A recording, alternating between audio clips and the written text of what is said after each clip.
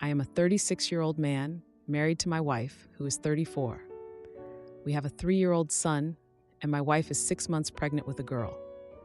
I love my wife, and she is way stronger than I am because she has dealt with more in her life than I could ever imagine. My wife was repeatedly sexually abused as a little girl by her paternal grandfather. She told me about this back in college, but hadn't told anyone else about it at that point. Shortly before we got married, she was 27 at the time, she decided she needed to tell her parents what happened and also file a police report because she was terrified it might happen to another child. He was very old at that point, but my wife filed just in case. Long story short, her parents and entire extended family accused her of lying for attention. This devastated my wife, who was close to both of her parents, but especially her father. Things got really tense between my wife and her parents, and they didn't speak for years. They didn't go to our wedding, and they hadn't even met our son until a few days ago. I personally saw how painful it was for my wife, who felt betrayed by the people who were supposed to love and protect her the most. What her grandfather did was obviously disgusting and terrible, but I honestly think she was even more traumatized and heartbroken over her parents' reaction to the abuse. Let's just say there were lots of tear-filled nights, especially around holidays, birthdays, and other big life events. A few days ago, my mother-in-law reached out to my wife out of the blue. According to my wife, my mother-in-law was in tears and told her 2 of her cousins, they are sisters, told their parents they were sexually abused by the grandfather. I guess her parents now believe her because they don't think all 3 of them would lie about this. My mother-in-law and father-in-law then got on a plane. They are about an hour flight from us because they wanted to apologize to my wife in person. They came to our house, met our son for the first time, and had a long talk with my wife, saying how sorry they were. The 3 of them were in tears, and I have to admit that the remorse on my in-laws' part seemed genuine. They at least seemed to realize how badly they messed up, and I think they will probably be sorry about it for the rest of their lives. After lots of apologies, my wife told my in-laws she loves them and forgives them, and wants them to be part of our lives. To be honest, I want nothing to do with these people. As a father, I don't understand how you could do that to your own child. I will let my wife have whatever relationship she wants with them, but I don't ever see myself liking or trusting them. I couldn't sit there anymore, so I got up to leave. My wife asked where I was going, and I said I was tired. It was around 6 o'clock. My wife told me to stay and that she forgives her parents, and I quipped back that I don't and never would. I told my in-laws that they broke my wife's heart and that I can't imagine siding with a child molester over my own child. I also added that my wife is the most caring and trustworthy person I have ever met, and she has done nothing to warrant that treatment from her family. My mother-in-law started crying even harder, and my father-in-law repeated his same apologies about how sorry he was. I removed myself and went to bed. When my wife finally came upstairs, she wasn't happy with me. She said her parents are sorry and want our kids to have their grandparents in their lives. I said it was her decision, but I'm not going to pretend to like them after how badly they hurt her. My wife asked me to imagine how I would feel if I learned that my father hurt one of our kids. I said I would be shocked and confused, but my first duty is to her and our children, and so I would always choose the 3 of them. My wife kept reiterating that it was a difficult situation and asked if I could at least try to see their perspective. I told her I would try for her sake, but again, I don't think I will ever forgive them. The in-laws have left, luckily, but I can tell my wife is still a bit upset with me. Am I the antagonist for what I said and how I acted? Now for a few comments before the update. Comment 1. When I finally told my father what his father did, he reacted by prioritizing me and trusting that I would not lie about things like that. He then considered every other child in the family and those who had lived near his dad. He asked what I needed and reassured me that he loved me. That is what a good father does. Her parents are terrible, and they can be sorry all they want, but it took 3 children being abused and speaking up to believe their adult daughter, who trusted them to believe and love her. Did the whole family actually learn the truth at the time and push back, or just the immediate family? Because I bet they didn't consider asking those very sisters or their kids. I bet they didn't worry about any other children in the family. Why trust these people with your child? Comment 2. She can forgive, but you are not obligated to forget. These people not only believed but defended a child molester. What's stopping them from letting another trustworthy child touch her around your children? They clearly have no sense for predators, and they now want access to your children. Better to get your expectations laid out up front with your wife. Yes, she's thrilled she's finally been validated. But all these years prove that the parents place their own sense of right and wrong above literally anything else. You can't trust them with your children. Your wife needs to understand this. No unsupervised access to your kids, strict boundaries that must be respected, or else it's back to no contact. Your wife is welcome to forgive them, but her parents need to earn your trust back. Not the jerk. Now, for the update. It's been a week since my wife's parents came over, and honestly, things have not settled down at all. If anything, they've gotten more complicated. So, my wife finally got the apology she was waiting for from her parents. Like, really waiting for. When they came over last week, they apologized, and she was so relieved to finally have their support. I mean, who wouldn't be after everything that's happened? It really meant a lot to her. She invited her parents to our son's birthday party, wanting to make up for lost time. I was super hesitant about it. I just didn't want to have to deal with my in-laws again so soon. But for the sake of our son, I agreed. The party was at our house, and it was filled with balloons, cake, and a bouncy castle in the backyard. Yeah, we really went all out for this one. My wife's parents arrived early, bringing gifts and a lot of excitement. I focused on hosting, trying to keep everything running smoothly. Our son loved the bouncy castle, and his laughter filled the yard. I swear, his happiness made all the stress worth it. My wife's parents interacted with our son, who seemed really thrilled to meet his grandparents. It was honestly heartwarming to see. During the party, my wife's brother, who had been out of the picture too, showed up unexpectedly. He came with his wife and their 2 kids, and it was like a circus in our backyard. My wife was ecstatic to see her brother. I mean, she was super happy. They hugged tightly, and you could just feel the joy between them.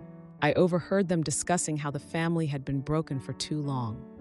It was nice to see them reconnecting, but I couldn't help but feel a bit out of place. I was just there serving drinks and making small talk, trying to stay polite. The party went on, and everyone seemed to be having a good time. Later in the evening, I overheard them discussing the grandfather's abuse again. My wife mentioned how she wanted to help other victims come forward. It was a tough conversation to overhear, but I'm glad she's thinking about helping others. The next day, my wife suggested we meet with her parents to talk more about her plans. We met at a local diner, where the atmosphere was casual but still a bit tense. My wife outlined her desire to start a support group for survivors, and I could tell her parents were on board with it. They were really supportive and offered to help organize it. But then, my wife's parents brought up the idea of a family gathering to discuss everything more openly. That's when I started to get a bit worried. I expressed my concerns about bringing everyone together, given the past conflicts with the family. My wife insisted it was time to heal and reconnect as a family. The conversation escalated, and I ended up raising my voice, stating I felt betrayed. I mean, I was trying to be understanding, but I just couldn't get on board with the idea of a family gathering. The next day, I got a message from my wife's brother, asking to talk. He mentioned the family gathering was still on, and they wanted me to reconsider. We ended up meeting to discuss it, and honestly, I was shocked by how understanding my in-laws were about my concerns. The discussion shifted towards the potential of involving the community in their plans, and it all started to make more sense. By the end of the gathering, my wife's parents promised to support her in every way possible. They were all in, and that made me feel a lot better. The weekend ended with my wife and me feeling more aligned. While the situation remains complicated, we're figuring things out. Edit. It's been a week since my wife's parents' visit. The situation is still complicated, but improving. My wife got the support she needed from her parents, and they attended our son's birthday party. We discussed plans for a support group for abuse survivors, and her parents will help organize it. Am I the idiot for confronting my wife's family after discovering their plan to manipulate me into selling my childhood home? My wife, Emily, and I have been married for 5 years, and up until recently, I thought our relationship was rock solid. We've had our ups and downs like any couple, but nothing that ever made me seriously question our future together. That changed 2 weeks ago when I discovered something that has shaken me to my core, and now I'm contemplating divorce. Emily comes from a very close-knit family, which I admired at first. Her parents and siblings are always around, often unannounced, but I didn't mind because family is important to her. I tried to be understanding, even when they would offer unsolicited advice or subtly criticize how I do things. I figured it was just part of being married to someone with such a tight family bond. However, about a month ago, I started noticing that Emily was acting a bit strange, more secretive than usual, hiding her phone whenever I walked into the room, whispering during phone calls, and making excuses to leave the house alone. When I asked her about it, she brushed it off, saying she was just planning a surprise for me. Last week, while she was out shopping, I received a message on Facebook from a mutual friend, linking me to a private group chat that Emily had apparently forgotten to log out of on our shared laptop. What I saw in that chat devastated me. Emily, her parents, and her 2 sisters were discussing an elaborate plan to convince me to sell our home, my childhood home, left to me by my late parents, so that we could buy a new house closer to her family. They were even talking about ways to manipulate me into thinking it was my idea, playing on my emotions about starting a family soon. The most gut-wrenching part? They were mocking me, calling me gullible and too attached to the past, saying that I wouldn't even realize what was happening until it was too late. Emily was actively participating in this, agreeing with their every word. I confronted Emily that night, and she didn't deny any of it. She tried to justify it by saying she thought it was in our best interest to be closer to her family, especially with us planning to have children soon. She claimed that they weren't trying to hurt me, but rather trying to do what was best for our future. I told her that if she had just talked to me about it directly, I might have considered it. But the fact that she was plotting behind my back with her family, making fun of me in the process, felt like the ultimate betrayal. I asked her how I could ever trust her again after this. She apologized profusely, saying she made a mistake and would never go behind my back again. But I'm not sure if I can believe her. Now, I'm seriously considering divorce. The thought of staying married to someone who could deceive me so easily and who had no problem involving her entire family in the deception makes me sick to my stomach. But at the same time, I'm questioning whether I'm overreacting. Emily insists that she had good intentions, and her family is acting like I'm the one being unreasonable by even thinking about leaving her over this. So, am I the bad person for considering divorce over this? Or are my wife and her family the real bad people for conspiring behind my back? Now, for a few comments before the update. Comment 1. Not the idiot. Just treat this as a timely intervention by life for you not to be tied down with your soon-to-be ex and her difficult family. This gives you an opportunity to avoid wasting 18 years of your life. Even if their reasoning is because you and your ex are starting a family soon, you don't want to be related to those people who belittled you and think little of you. Also, how ironic that your so-called tight-knit family doesn't even see how significant and precious a childhood home is for a child, especially when your parents have passed. Leave, OP, and don't look back. Comment 2. I really have to stop thinking these posts are going to turn out how I think they will, because this one took a surprising turn. You are not the idiot. Your soon-to-be ex-wife and her family did more than just break your trust. They belittled you, intended to manipulate you, and minimized your connection with your family home. My advice is to get out now before you have a child together and they grow up with a toxic mother who won't hesitate to manipulate them. Now for the update. I'm not sure if I made the right choice, but I guess I will find out soon. It's been a couple of days since Emily and I had that talk. I decided to take a break from the house and crash at my buddy's place for a few days. Just needed some space, you know? His apartment is a mess, like a total disaster zone. But honestly, I didn't care. We just played video games, ordered takeout, and I tried to clear my head. I thought staying in my old place would just remind me of everything and make me feel worse. So, yeah, my friend's place it was. I gotta hand it to him, though. We really went all out with the gaming and food. I think I could live on nothing but pizza and burgers for the rest of my life and be happy. After a couple of days, I started getting these texts from Emily. She kept asking if we could talk. At first, I was ignoring her messages because I didn't want to deal with it. I knew that if we talked, we'd just end up arguing again, and I wasn't ready for that. So I just focused on gaming and pretending like I had no problems. Then came the fourth day. I got this invitation from Emily's family for a planned family dinner for her birthday. I knew I'd have to face Emily and her family, and that made me anxious. But the thing is, I couldn't ignore this dinner. I felt like I had to go, like it was my chance to confront them about everything that's been going on. So I decided to show up. The dinner was a whole thing. The atmosphere was definitely awkward. Emily's family was acting as if nothing was wrong. We all gathered around the table, and they had this huge homemade lasagna. I mean, it looked delicious, but it was hard to enjoy it with everything that's been happening. Emily was trying to talk to me, but I was pretty reserved. I only talked when I was directly addressed. I guess I was just trying to keep it neutral.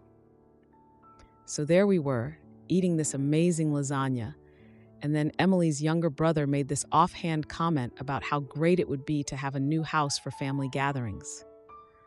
That got me thinking.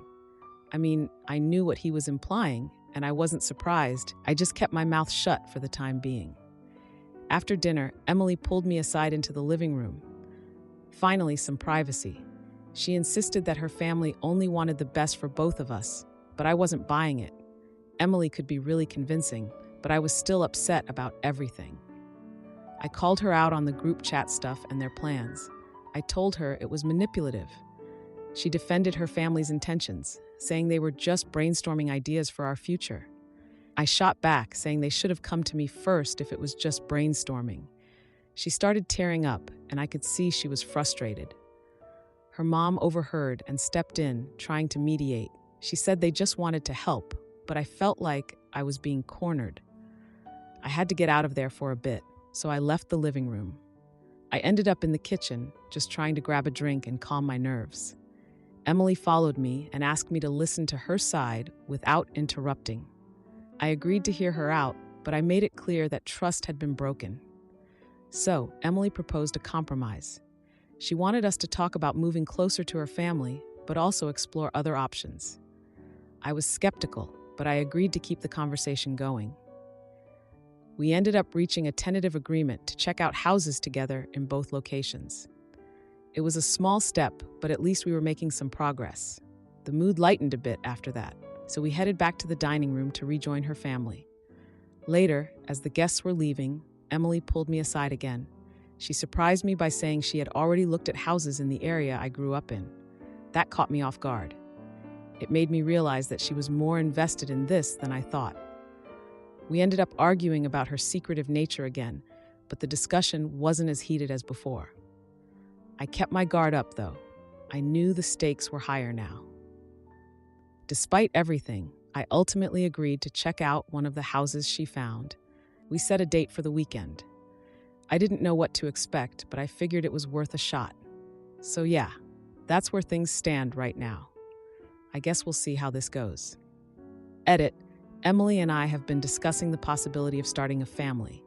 She believes that being closer to her family would provide us with the necessary support. I understand her perspective, but feel it should be a joint decision. I don't know if there's anything else she's hiding from me. Am I the idiot for refusing to let my trans son alter his mother's wedding dress for his wedding? I am a 52-year-old male with 2 kids, Jay, who is 26 years old, and Katie, who is 17 years old. My wife passed away 9 years ago. My son is a female-to-male transgender person and had not yet transitioned at the time.